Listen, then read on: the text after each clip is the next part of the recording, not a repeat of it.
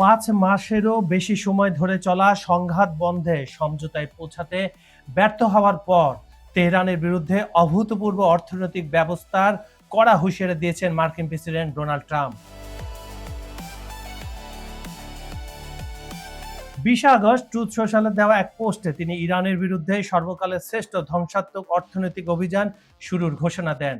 Trump বলেন, সুযোগ পাওয়া সত্ত্বেও ইরান চুক্তিতে আসতে ব্যর্থ হওয়ায় দেশটি নজিরবিহীন অর্থনৈতিক যুদ্ধ ও চরম একঘরে পরিস্থিতির মুখোমুখি হতে যাচ্ছে। তেহরানের সঙ্গে ব্যবসায় লিপ্ত যে কোনো দেশকে কড়া সতর্কবার্তা দিয়ে ট্রাম্প জানান, ইরানকে আর্থিক, বাণিজ্যিক বা কূটনৈতিক সুবিধা দিলে তার পরিণতি ভোগ করতে হবে। এই পদক্ষেপকে ইকোনমিক ডি ডে অভিহিত করে তিনি তেল চোরাচালান, অর্থ স্থানান্তর, নিবন্ধিত জাহাজ ও ভুয়া কোম্পানির কার্যক্রম অবিলম্বে বন্ধের নির্দেশ দেন এবং বন্ধু দেশগুলোকেও তেহরানকে বিচ্ছিন্ন করার আহ্বান জানান।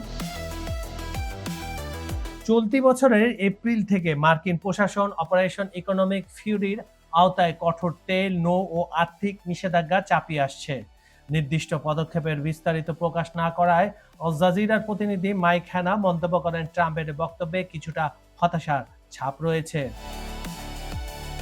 বিশ্লেষকদের মতে যুক্তরাষ্ট্র এবার চীন, তুরস্ক ও ইরাকের উপর দ্বিতীয় পর্যায়ে নিষেধাজ্ঞা আরোপ করতে পারে। তবে ব্র্যান্ডিস ইউনিভার্সিটির অধ্যাপক নাদের হাবিবির মতে, চীন এই মার্কিন নিষেধাজ্ঞায় সাড়া না দেওয়ার ঘোষণা দেওয়ায় বেইজিং এর উপর কড়াকড়ি আরোপ করা ওয়াশিংটনের জন্য বেশ চ্যালেঞ্জিং হবে। কাজল হায়দার, খবর সংযোগ।